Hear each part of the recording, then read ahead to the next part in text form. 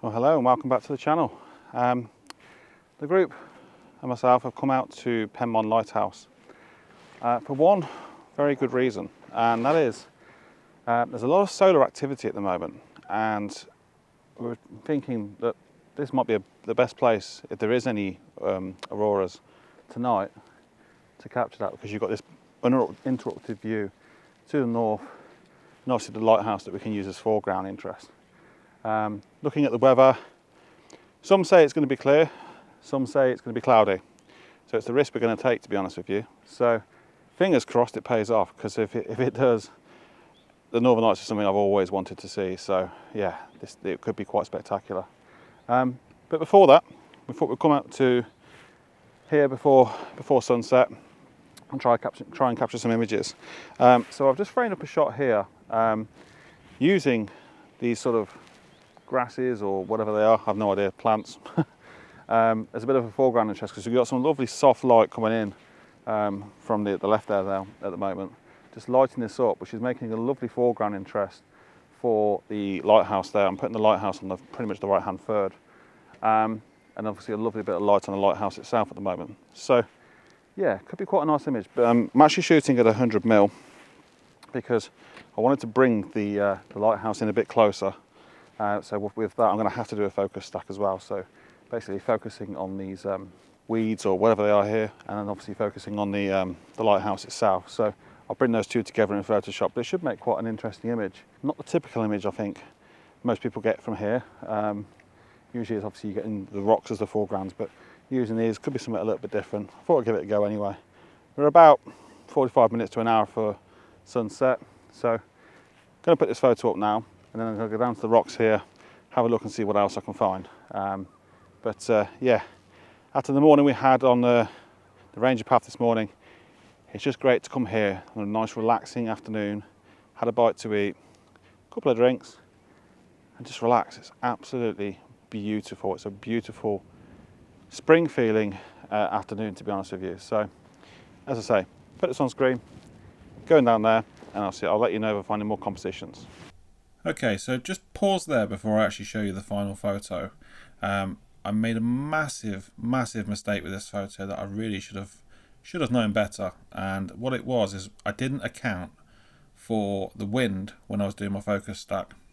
And these flowers, this foliage at the front here, if I zoom in on this photo, after I'd done the focus stack, you can see, if I zoom in a bit more actually, that around the edge of this foliage, you've got these blurry parts here. So what I should have done in the field to get around that issue was take multiple exposures to give the focus stack the best opportunity to get as much sharp detail as possible. So I'm going to have a go at fixing this in Photoshop. So I'm going to put this in Photoshop now, and I'll talk you through my process. Alright, so we're now in Photoshop, and what we're going to do, we're going to use the clone stamp tool on the left hand side here, and we're going to take some of the sea that's around here and actually just use it to clone stamp out the blurry parts of the image. And to make things easier for ourselves, I think what I'm going to do is I'm going to use this Pro Panel tool here. There are other tools around as well. You've got Lumenzia, and I think there's TK Actions as well. But they all pretty much do the same thing. And I'm not going to do this really based on luminosity. I'm actually going to do this based on these colour masks here. So you see you've got the full spectrum here: red, green, blue, cyan, magenta, yellow.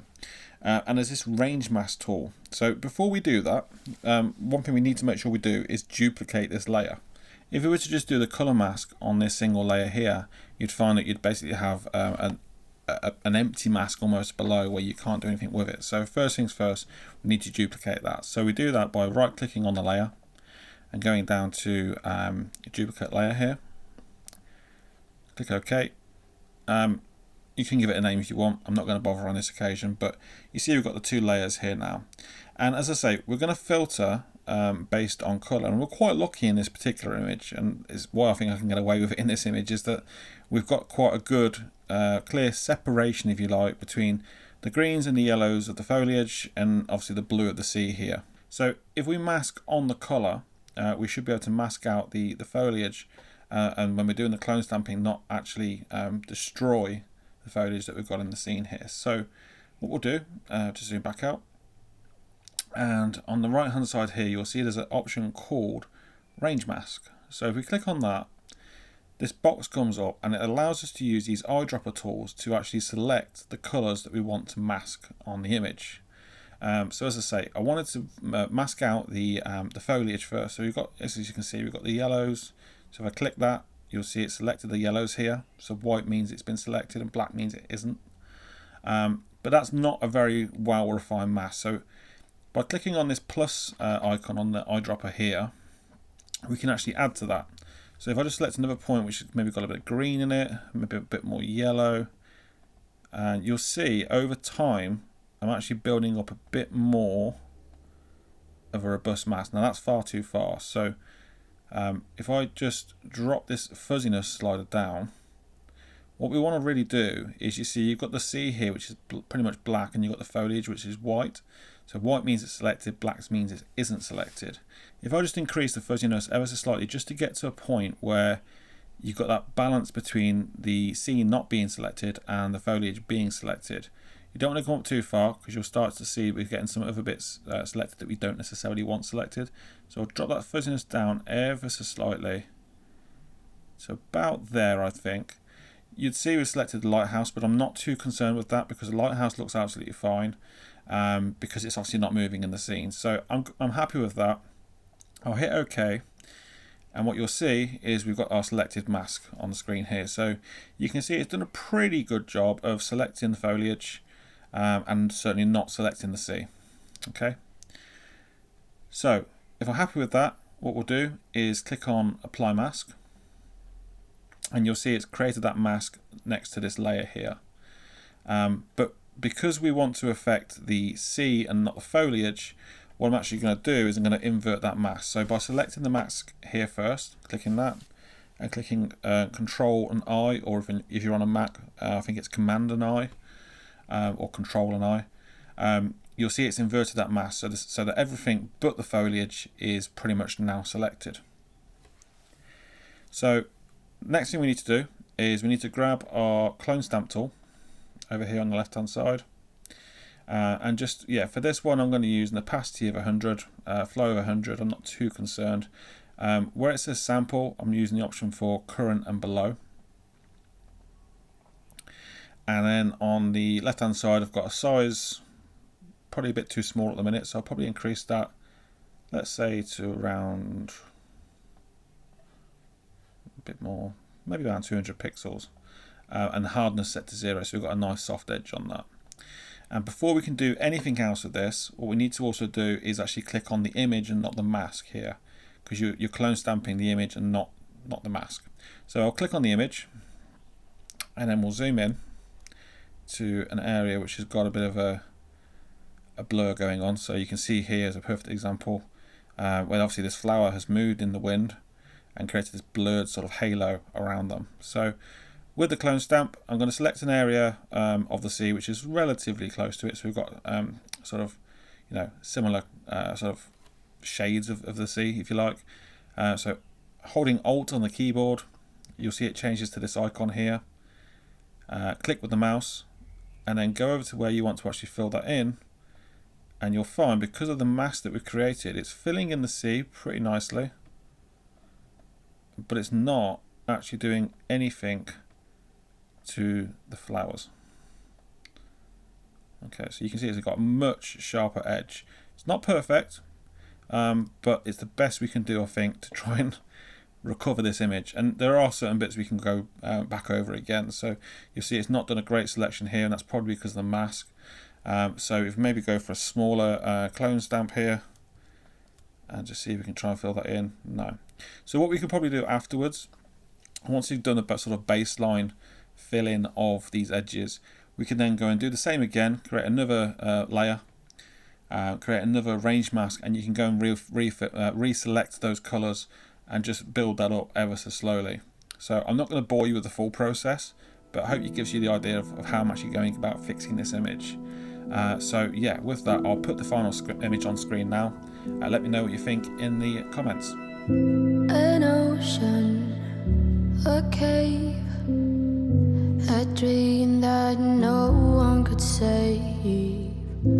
a shelter, a whole act, a light that died with the night.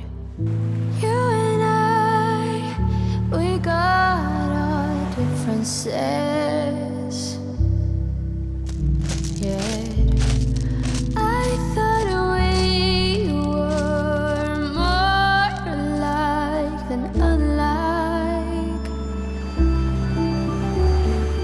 Months of rain and chest pain.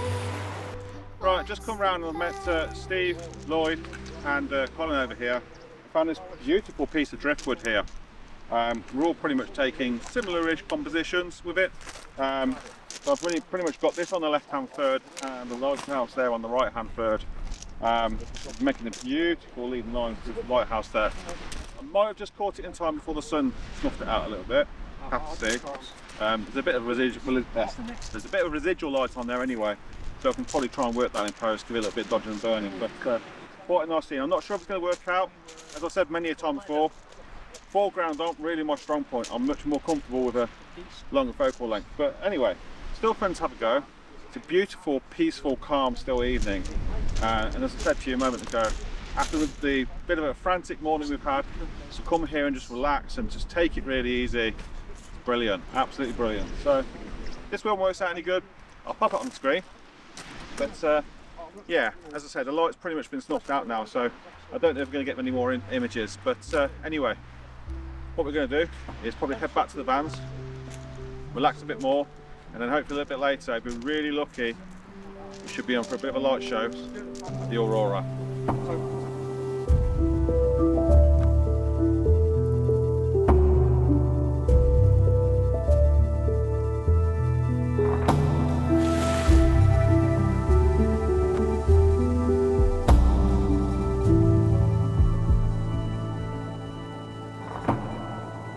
So you can see me okay. It's a bit dark now, but we didn't go back to the van. Everyone sort of grouped here on this this beach, and yeah, we're just chatting about our sort of plan for tonight if the lights do kick off.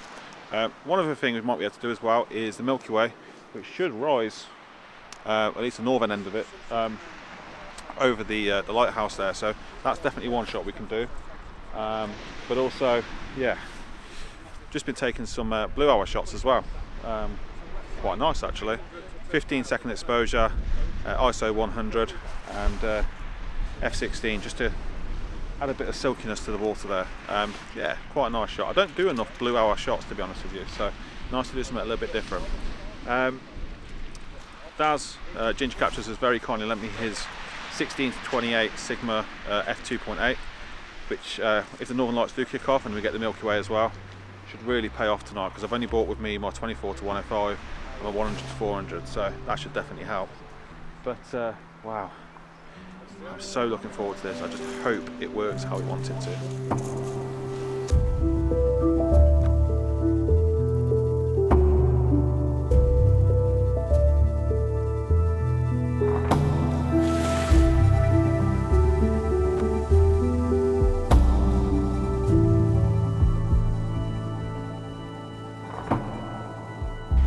Come down to the beach now and seeing what we can get with the stars and hopefully northern lights if that happens. But yeah, we're all pretty much standing up in a line here, framing up various different compositions. I've opted for a bit of a portrait orientation with the lighthouse on the bottom right hand third, just to try and capture more of those stars in the frame.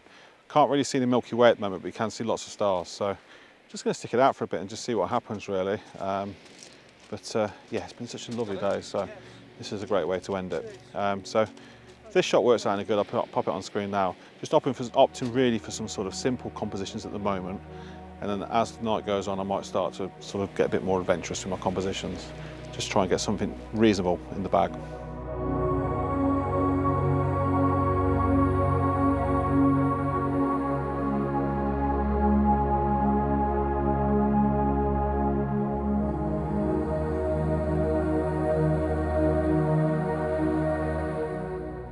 So I think everyone's a bit elated, well, the Sony shooters at least anyway. I just suddenly had a brainwave, and it's something I've known about for a while but never actually used, which is a feature called bright monitoring. You enable that through one of the custom keys. Basically, it allows the camera to pretty much see in the dark. So to make composing in this sort of dark environment just makes it so much easier. So yeah, if you're a Sony shooter and you're out shooting Astro, definitely try that setting. So yeah, I've been here for quite a while now. The Aurora doesn't seem to be making an appearance. I have just caught the slightest glimpse of Milky Way. Nothing particularly great, but yeah, taking a few images. Taking another one with this bit of driftwood leading in towards the lighthouse. That should be quite a nice image. With that one, obviously, because I'm at quite a wide aperture, just being very careful with focus to make sure I've got a focus on obviously the stars, the lighthouse, and obviously the driftwood. So yeah, that'd be quite a nice image. I'll put the rest of the images I've got on screen now. I think I caught a couple of shooting stars as well, which is always nice. But yeah, unless anything changes, I think I'm going to end it. So thank you very much for watching, and I'll see you soon.